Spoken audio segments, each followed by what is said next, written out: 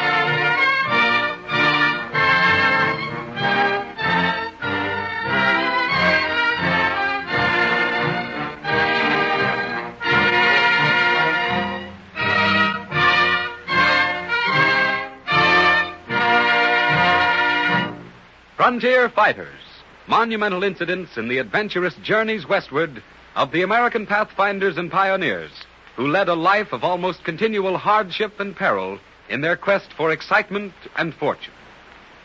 In recounting the enterprise and valor of those who explored and helped build the far west, we must not overlook the heroic roles that the missionaries played in this epic drama of wilderness conquest.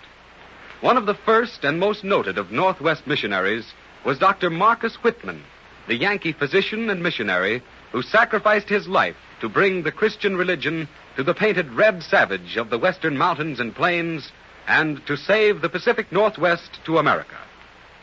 1834, Boston, Massachusetts. The Foreign Mission Board of the Presbyterian Church is publicly examining young men for service in the Northwest. And now that we've approved the application of Reverend Samuel Parker for missionary service in the Oregon country, we will discuss yours, Dr. Whitman. What are your special qualifications? Well, sir, I'm a graduate doctor of the Berkshire Medical College of Pittsfield, Massachusetts. I am an elder in the communion of our faith, the Presbyterian Church. And what other qualifications have you, Dr. Whitman? For several years, I've been preparing myself for missionary service by performing practical tasks in many lines. Hard labor, most of it. Your sponsors in Rushville, New York, your home, speak highly of you, Dr. Whitman. For which I am grateful and humble.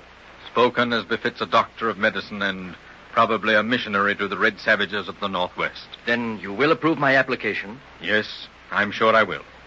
I shall recommend that you become the companion of Reverend Parker to investigate religious conditions in the Oregon country. May God's blessing follow you.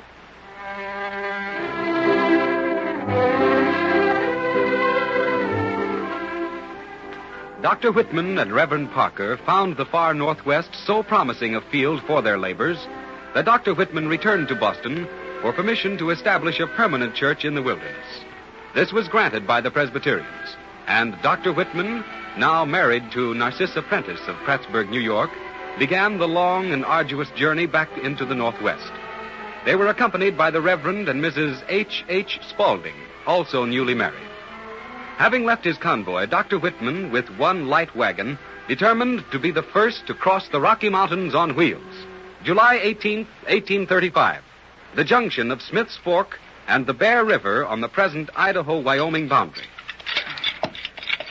Oh, Marcus, listen to me. You're laboring too hard. Why not leave the wagon here and carry our few belongings the rest of the way? No, Narcissa. With divine guidance and help, this wagon must be the first to reach the Oregon country. Dr. Whitman, with all due respect to your skill as a surgeon and your zeal as a missionary, you're a fool, sir. Fool or no fool, Reverend Spaulding, and with all due respect to your holy orders, this party is going to enter Oregon not afoot, but on 4 solid American-made wheels. Oh, look, Marcus.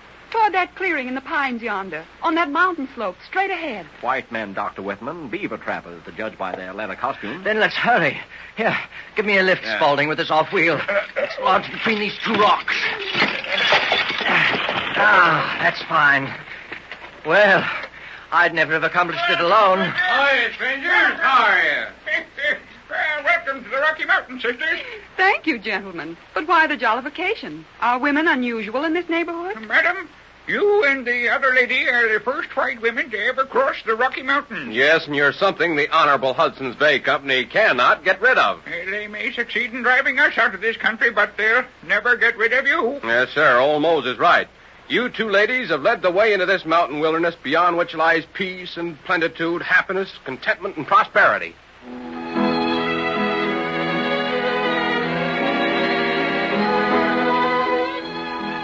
Dr. Whitman and his bride established themselves at Walla Walla, in what is now the state of Washington. Reverend Spaulding erected a mission on the Clearwater River in what was later to become Idaho. As the Oregon country was claimed both by the United States and England, it was only natural that the Hudson's Bay Company, a British concern, would discourage in every way the emigration of Americans. In 1842, Dr. Whitman was informed that the mission authorities had decided to suspend all activities in the Northwest.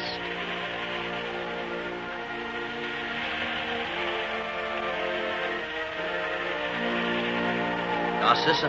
Yes, Marcus? Narcissa, I must go to Boston.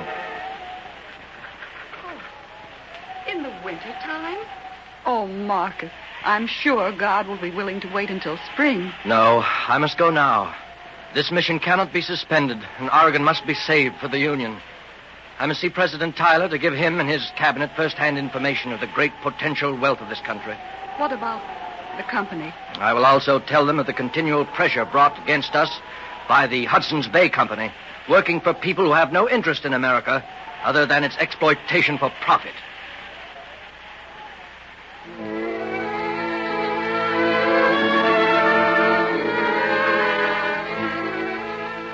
On the following day began one of the greatest rides in history. In the dead of winter, ostensibly to save a small Christian outpost, but in reality to save the Oregon country for the American people. Warned at Fort Hall that the Pawnees and the Sioux were on the warpath, Dr. Whitman and his companion Amos Lovejoy abandoned the northern trails and took a southerly course, with a guide over the Spanish Trail, causing them an additional 1,000 miles of horseback travel. Winter now set in earnest. After incredible hardships, fighting the elements and savages, Whitman and Lovejoy finally reached the Rio Grande. January 13th, 1843. Whitman, Lovejoy, and their guide are lost in a bleak canyon in the New Mexico mountains. Dr. Whitman! Dr. Whitman! Miguel, the guide. I can't get him to his feet. Frostbitten, probably. Here, let me help you. Oh, let me sleep. Let me sleep. I want to slumber on the white carpet. No, you can't sleep, Miguel. You can't sleep. We've got to travel. That's the only way we'll ever reach our destination. Miguel, he don't want to travel. He just want to sleep. Sleep. No, Doctor, you hurt. Please. Hurt you? I'll take off all your clothes and throw you down that cliff unless you wake up and move. Oh, no, I'm wide awake now, but my face where you slapped me, it tingled, please.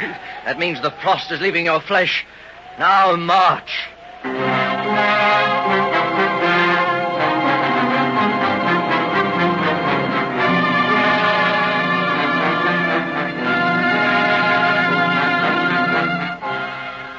Dr. Whitman finally reached Boston, where, after considerable dissent, the Foreign Mission Board reversed its decision.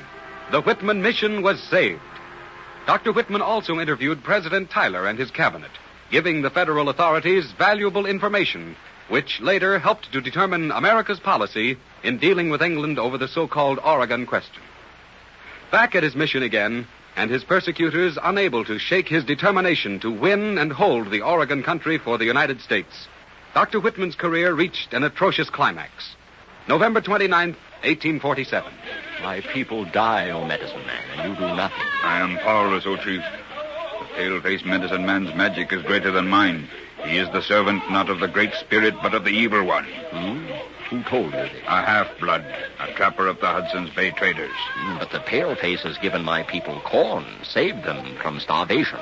He has healed them of their pain and extracted the arrows of their enemies. Only to secure their confidence. to prepare the good soil for the rotten seed. If your medicine cannot overcome this plague which has fallen on my people, what can I do? Make war. Make war against whom? Against the pale-faced doctor and his squaw who cast the spell of the spotted death over the red people of your glorious tribe. Show me proof of the white man's perfidy, and I will punish him. You demand proof. Look, your son, Gray Eagle, approaches. His head is deeply bowed in shame. My son, why do you avoid my eyes?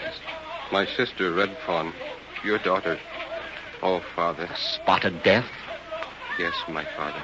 Gray Eagle, my son, take 4 braves of your clan to exact the blood vengeance from the pale-face invaders as prescribed in the death ritual of my people. Go.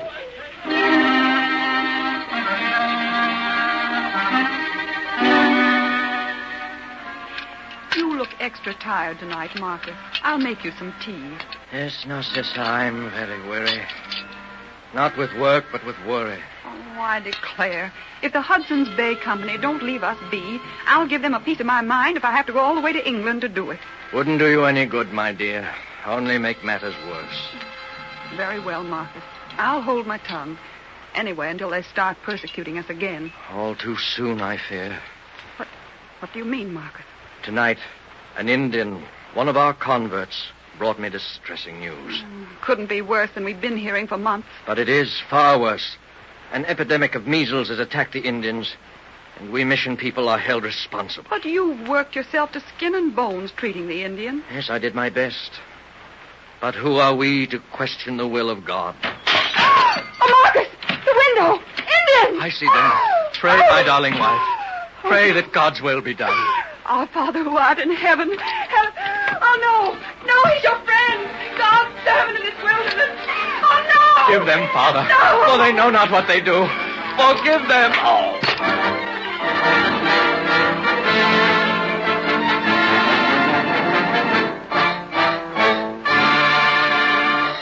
Thus ended the earthly careers of Dr. Marcus Whitman and Narcissa, his devoted wife.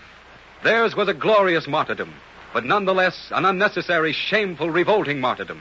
Human sacrifices on the blood-stained altar of greed and political expediency.